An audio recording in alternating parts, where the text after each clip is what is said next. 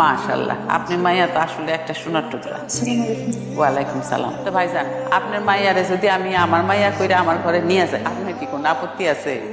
আমার মাইয়ার একটা ইচ্ছা আছে, কি ভাইজান? ও পড়াশোনায় খুব ভালো, পড়াশোনাটা চালায় যেতে চায়। তো ভালো তো, সমস্যা কি? আমার ছোট মাইয়া তো কলেজে পড়াশোনা করতে, ওর লগে করবো। আর সংসারে শিক্ষিত মা থাকা ভালো, তাতে করে নাতি নাতনিরাও শিক্ষিত হইব। আমার মাইয়ার যে এত সৌভাগ্য আমি বিশ্বাস করতে পারতাছি না। যাও তাহলে, ওরে নিয়ে একটু ঘুরে আসো, যাও। আপনাদের এনে ডিমের কেস কত কইরা? ডিম তো আমরা কেস করে কিনি না, এক হালি করে কিনি। ও হানি কত? মনে হয় 36 টাকা। এই মুন্না, পশ্চিম পাড়ায় ডজন প্রতি 3 টাকা করে বাড়ায় বেচবি, চস। আমার তো ডিমের ব্যবসা, দৌলতপুরে আমার ডিমের আড়ত আছে। আচ্ছা, আমার কি তোমার সত্যি ভালো লাগছে? জানি না, শুধু জানি যে আজকে থেকে আপনি আমার সব। বাজান, এই কদিন একটু তাড়াতাড়ি বাড়িতে ফিরিস। কেন? আরে যেটা কইতাছি সেটা শুনিস। দোকানে চাপ আছে, আগে দোকান পরে অন্য কিছু। আমার গেলাম। তাড়াতাড়ি ফিরিস কিন্তু। দেখি রে ভালো, এখন তো মন দুইটা কাজ কর, যা লজ্জা পেলে হইব, তোর বন্ধু না আমি।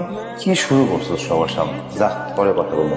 যাইতেছি, কিন্তু কি হয়েছে না শুনে কিন্তু আমি ছাড়বো না, বুঝিস কইলাম। এমন না ভাঙা ডিম গুলো গুছাইছ? ও ভাই, ফাটা ডিম গুছাইতেছি ভাই। ভাই, ভাবি দেখতে কেমন? সুন্দর, আলহামদুলিল্লাহ। তুমি কিছু কইবা? কলেজে ক্লাস তো শুরু হয়ে গেছে, কবে থেকে যাইতে পারবো মা? মাত্র তো বিয়া করে আসলা, 2-4 মাস যাক, এর মধ্যে যদি বাচ্চা কাচ্চা না আসে তাহলে যাইও। আর যদি আইসাই পড়ে তাইলে একেবারে ঝুট ঝামেলা শেষ করে তারপর যাইও। আপনি তো বলছিলেন বিয়ের পর পড়াশোনা করতে পারবো। বলছিলাম তো, আমি কি তোমার না করছি? না করেন নাই, কিন্তু এখন তো কলেজে ক্লাস শুরু হয়ে গেছে, আমি যদি এখন না যাই তাহলে তো পরে পিছাই যাব। বিয়া তো তোমার হয়েই গেছে, এখন 2-1 বছর পিছাইলে কি সমস্যা? এগুলো ঠিক না। আপনারা আমার মিথ্যা আশ্বাস দিচ্ছেন কেন? তাহলে না দিলেই পারতেন। কি মিথ্যা কথা বলছি? মিথ্যা কথা না, মিথ্যা আশ্বাস দিচ্ছেন। বললেন না যে বিয়ের পরে পড়াশোনা করতে পারবো। এসব নিয়ে কথা বলার কোনো কাজ নাই। মাই যেটা কইছে বুঝে শুনে কইছে। আপনিও একই কথা কইতেছেন, তাহলে আপনারা সবাই মিলে আমার মিথ্যা কথা বলে নিয়ে আসছেন কেন? মিথ্যে করে বিয়ে করছি, সবাই রাজি হইলো, তারপরেই তো বিয়ে করলাম। আপনার মা তখন এক কথা কইছে, এখন সুর পাল্টা ফলাইছে। মার সামনে গলা উৎসাহ কথা কইবা না। ঘরের বউ ঘরের বউয়ের মতো থাকবো। হ্যালো মুন্না, আরত খুশস? আচ্ছা তোরা আজকে দেখ, হ্যাঁ আজকে আসবো না। আরে না, বিয়ার পর তোর বাবরি লুয়ে কোনো জায়গায় গেলাম না, তুই ঘোরা লাগবো না, খালি ব্যবসা দেখলে হইব, সংসার ধরে রাখা লাগবো না। দেখ তোর আজকে। আচ্ছা রাখি, শোনো তুই সাজান গুজন করো, তোমার লিয়ে ঘুরতে যাই, তাড়াতাড়ি ফিরে।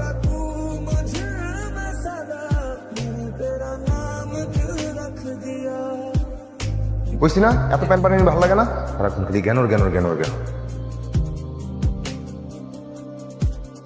ঘরে ঢোকার পর কি আমার এসব নকশা দেখা লাগবে? কি হয়েছে আমার কোন? কি হয়েছে বুঝো না?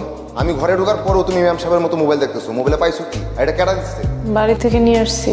বাহ, বাসা থেকে ভালো জিনিস আনতে পারো না? এই মোবাইল যদি কোনোদিন চালাইতে দেখছি তাহলে কিন্তু ভালো হইব না। সারাদিন বাসার মধ্যে বসে বসে আমি কি করবো? কত বড় সাহস, মুখে মুখে তর্ক করে। শুক্র শুক্র 8 দিন এখানে বিয়ে করছি, এখন এই মুখের উপরে কথা কয়। আমি যদি আর কোনোদিন ঘরের ভিতরে এই নাটক দেখি তাহলে কিন্তু খবর আছে।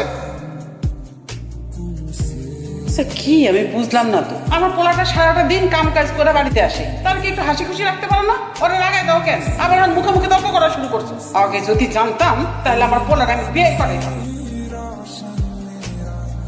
বন্ধু সবই বুঝলাম, একটা জিনিস বুঝলাম না, বুঝছস? তুই চালাস বাটন ফোন, তোর বউ চালায় টাচ মোবাইল। শোন, মানুষজন এখন টাচ মোবাইল চালায় অনেক পণ্ডিত হয়ে যাইতেছে।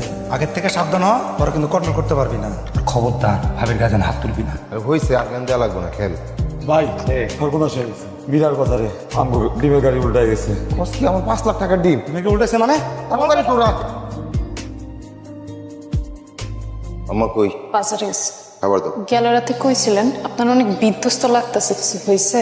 সবকিছুর কৈফিয়ত কি তোমার যা লাগবো? আমারই তো দিবেন, আমার না দিলে কারে দিবেন কোন? মুখে মুখে তর্ক করবা না কইলাম। তর্ক করলে কি করবেন? তবে বলে কি করবো?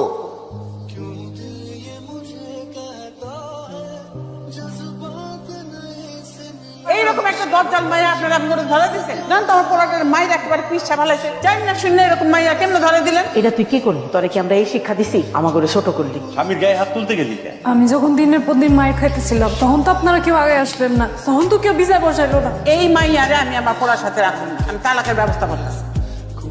আর কি তুই এখনই ওরে তালাক দে। তালাক দিন কেন? বিয়া করছি কি তালাক দিতে? আমিও তার গায়ে হাত তুলছি, সেও আমার গায়ে হাত তুলছে। সত্যি আব্বা মা দিন ভাত খায় যায় না।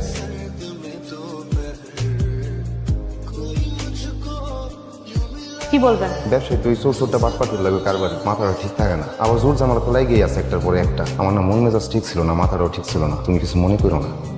আমিও আপনার গায়ে হাত তুলছি, এটা আমার ভুল হয়েছে, এটা করা ঠিক হয়নি। আচ্ছা থাক, এসব কথা বাদ। আমরা পুরাতন সব ভুলা নতুন করে বোঝাপড়াটা করে লই। আপনার তো অনেক সমস্যা, ঘুমের মধ্যে দূরে দূরে নাক ডাকেন, হাত পা ছড়ায় ঘুমান, অন্য মানুষের ঘুমের কথা তো চিন্তা করেন না। ঘুমের মধ্যে তো মানুষের নিজের উপরে কন্ট্রোল থাকে না, এটা কেমনে ঠিক করবো? থাক হয়েছে, আপনার অনেক কষ্ট করতে হইব, করা লাগবে না কিছু। আচ্ছা, জামাই বউয়ের জীবনে তো 500 রাত থাকা জরুরি, আর 500 রাতের কথা মনে থাকাটা জরুরি। বুঝতে পারছি, আর কিছু কম লাগবে না। মাশাআল্লাহ, তোমার যে কি সুন্দর লাগতেছে ও। রাত হচ্ছে অনেক, তার মধ্যে আপনি বিছনার মধ্যে পড়ছেন, আপনার নিশ্চয়ই অনেক ঘুম আসতেছে না? না, আজকে রাতে আর ঘুমাম না। রাত জেগে জেগে দুইজন মিলে গল্প করবো। আপনি মানুষটা কিন্তু ভালো, তো মাথার মধ্যে একটু গোলমালেই যা। তোমার ভালোবাসা পাইলে সব ঠিক হয়ে যাবে। আপনি কিন্তু আমার গায়ে হাত তুলবেন না, আমার ধমক দেবেন না। যদি দেন তাহলে কিন্তু। এই কথাটা মনে করে আর লজ্জা দিও না। আচ্ছা, আপনি আমার একটু পড়াশোনা করতে দিয়েন, আমি পড়াশোনাও করবো, ঘরও সামলাই নিব। তুমি সব করবা, তোমার যা মন চায় তাই করবা। খালি বউ কও তুমি আমার ছেড়ে দেবা না। আমি আপনার ছেড়ে যাবো কেন? আমি আপনার ছেড়ে কই যাবো? আমার যাওয়ার এখন জায়গা আছে?